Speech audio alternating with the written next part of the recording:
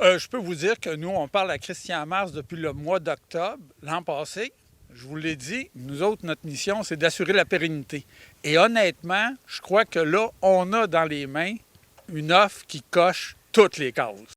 Et M. Mars, c'est lui qui est vraiment le grand patron, on pourrait dire, des compagnies de ski du Mont-Saint-Anne. Pas du Mont-Saint-Anne, pardon, mais du Québec. Oui, M. Mars est propriétaire, en fait, de 2 opérations en Europe. Il a pris la décision, il y a 1 an et demi, de venir s'installer au Québec, puis de montrer dans quelle mesure son projet d'affaires pourrait fonctionner. Alors, il s'est créé une compagnie québécoise. Il a ses avocats avec lui. Il a déjà fait des ententes sur 2 montagnes, puis on a commencé à discuter avec lui du Mont-Saint-Anne dernièrement. Et lui, ce qu'il offre actuellement, ça serait une aide près de 100 millions dans ce qu'on parle. Donc, c'est vraiment quelque chose d'intéressant qui a même approché les gens du gouvernement. Bon, il faut comprendre qu'au total, son projet, ça va jusqu'à 200 millions. Mais la façon de financer ça, soit que tu mettes à propre argent, lui, il est prêt à en mettre 100 millions. Des investisseurs québécois sont prêts à mettre 20 millions, ça fait 120, puis l'autre 80, bien, c'est des prêts comme tu fais habituellement quand tu fais des projets. Alors, c'est au-delà de 100 millions, là. C'est entre 150 et 200. Et donc, ça serait vraiment un bon coup de pouce ici pour la montagne du Mont-Saint-Anne.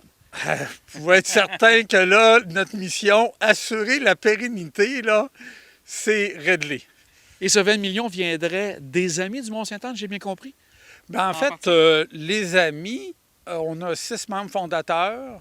Ces gens-là ont créé des amis parce qu'ils voulaient absolument que le Mont-Saint-Anne retrouve ses lettres de noblesse. Et oui, dans ces fondateurs-là, il y a des gens qui sont là, puis il y a d'autres personnes qui sont prêtes à lever la main aussi pour dire, écoute, un projet comme ça d'une organisation européenne qui a comme mandat de devenir le top 3 dans le monde pour les montagnes de ski, il faut encourager ça.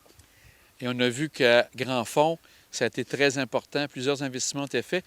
Vous avez sûrement eu l'occasion d'aller voir ce qui s'est passé de ce côté-là? Je ne suis pas allé à Grand Fond, mais il y a plusieurs personnes qui m'en parlent. Les gens sont très excités.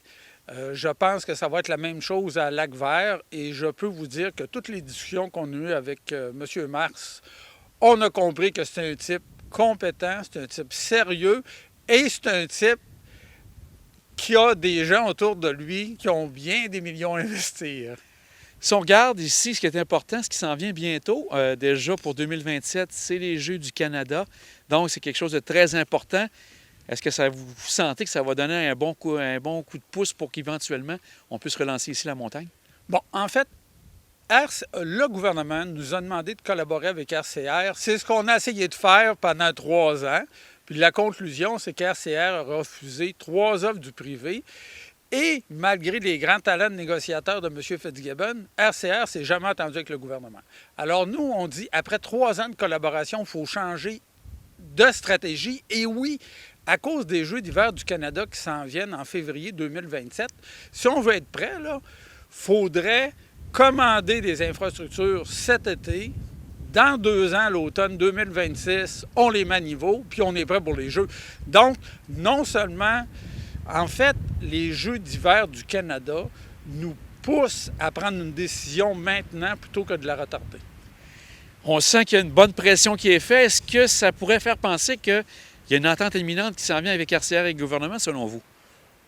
Écoutez, moi, depuis que je suis sur le dossier en 2020, tout ce que j'entends, c'est apparemment il y a une rumeur, apparemment des Chinois s'en viennent, apparemment ça va être mentionné la semaine passée. Moi, tout ce que je sais d'RCR, c'est en 15 ans, ils ont présenté 3 plans de développement de 150 millions, puis ils n'en ont jamais réalisé un. Alors, je crois qu'on est encore dans la machine à rumeurs. On va suivre ça avec grande attention. M. Charest, un grand merci d'avoir pris du moment avec nous, puis on regarde avec vous ce qui va se passer pour la suite. Merci à vous et bonne journée.